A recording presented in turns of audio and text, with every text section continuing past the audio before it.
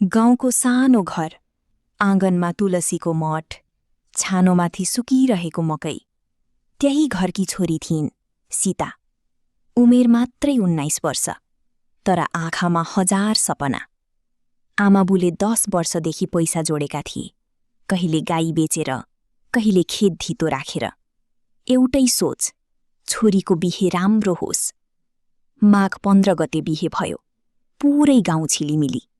मादल बज्यो, जन्ती नाच्यो। सीता रातो सारीमा साँच्चै देवी झैं देखिएकी थिइन्। डोली चढ्दा आमाले हात समाएर भनिन्, छोरी, अब त्यही घर तिम्रो हो, सबैलाई आफ्नै ठान्नु। सीता मुस्कुराइन्, आँखामा आँसु थियो, तर त्यो आँसु डरको होइन, नयाँ जीवनको थियो। ससुराली पुगेपछि सासूले टीका लगाइन्, अब तिमी हाम्रो घरकी लक्ष्मी हौ। सबैले ताली बजाए, घरभरि हाँसो भरियो। तर त्यो हाँसो धेरै दिन टिकेन। बिहेको 10 दिनपछि एक बिहान भान्सामा चिया पकाउँदै गर्दा सासूले अचानक सोधिन्, छोरी, माइतीबाट के ल्याएकी?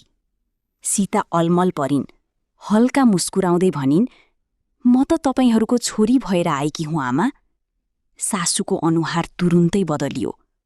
त्यो रात खाना खाँदै ससुराले भने, छिमेकीको बुहारीले फ्रिज ल्याइछे, अर्कीले मोटरसाइकल, तिमीले के ल्यायौ? सीता चुप भइन्। उनी सोच्थिन्, सायद केही दिनमा सबै ठीक होला। तर भोलिपल्टदेखि व्यवहार फेरियो। बिहान 4 बजी उठ्नुपर्ने, दिनभरि काम, आराम केही थिएन। सासूको एउटै वाक्य, दाइजो नल्याउनेले काम त गर्नै पर्छ। श्रीमान मुकेश सबै देख्थ्यो, तर कहिल्यै बोल्दैनथ्यो, किनकि ऊ पनि पैसाको आशामा थियो। त्यो दिन सीता पहिलो पटक आफ्नै घरमा पराई भइन्। बिहेको 6 महिनापछि ससुरालीको लोभ झन बढ्दै गयो। एक दिन सासूले रिसाउँदै भनिन्, छोराको पसल खोल्न ₹1,00,000 चाहिन्छ, माइतीलाई भन्। सीता डराउँदै भनिन्, हाम्रो घरको अवस्था राम्रो छैन आमा। त्यति सुन्नासाथ सासूले थाल फालिदिइन्। त्यो दिनपछि नरक सुरु भयो। नुन कम भयो भने गाली, भात ढिलो भयो भने चड्कन, सानो गल्तीमा पनि अपमान। दाइजो नल्याउने बुहारीको यही हालत हुन्छ। एक रात मुकेशले बिस्तारै भन्यो, सीता, पैसा मगाउन, नत्र मलाई पनि घरमा बस्न गाह्रो हुन्छ। सीता स्तब्ध भइन्। जसलाई उनले आफ्नो संसार ठानेकी थिइन्, उही मान्छे आज पैसाको लागि उभिएको थियो। त्यो रात उनी धेरै रोइन् र पहिलो पटक आफैलाई सोधिन्, मैले बिहे गरेको हो कि दाइजो तिर्न आएको हुँ? पुस 28 गते बाहिर चिसो हावा चलिरहेको थियो। घरभित्र डर। सासू तातो तेलको भाँडो लिएर आइन्। आज या त दाइजो ल्याउँछेस् या यसैमा जल्छिस्। सीता काँपिन्। ढोकामा मुकेश उभिएको थियो, तर उसले रोक्ने प्रयास गरेन। त्यो क्षण सीताको मन भाँचियो। अचानक उनलाई आमाको आवाज सम्झना आयो, दुःख परे फोन गर्नु छोरी। सासू अर्को कोठातिर फर्किने बित्तिकै सीता झ्यालबाट हाम फालिन्। खुट्टा मर्कियो, तर उनी उठिन् र दौडिन थालिन्। मध्यरात, हिलो बाटो, पछाडि चिच्याउने आवाज, समात्यो कुलक्षणीलाई। तर सीता फर्केर हेरिनन्, किनकि त्यो घर अब घर थिएन, त्यो त जेल बनिसकेको थियो। रातभरि हिँडेर सीता बस पार्क पुगिन्। हातमा सानो पोको मात्रै, त्यसभित्र एउटा फोटो र 200 रुपैयाँ।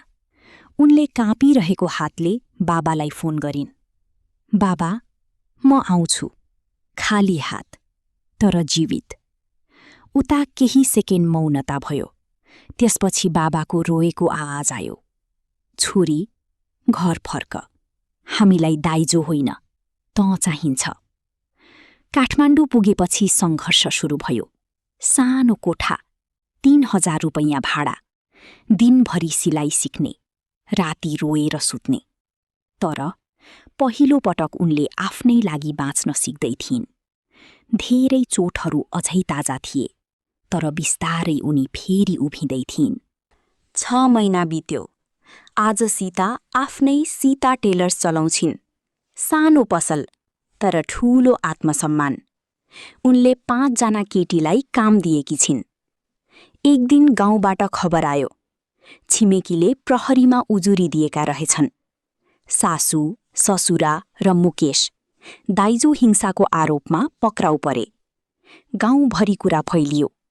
बुहारीलाई जलाउन खोजेका रहेछन्। सीता केही बेर चुप बसिन्। उनले बदला चाहिनन्, उनी केवल न्याय चाहन्थिन्। झ्यालबाट घाम भित्र आइरहेको थियो। सीता मुस्कुराउँदै भनिन्, त्यो घर मेरो थिएन, जहाँ मलाई मान्छे होइन सामान ठानियो। आज मेरो आफ्नै संसार छ, सानो छ, तर यहाँ सम्मान छ।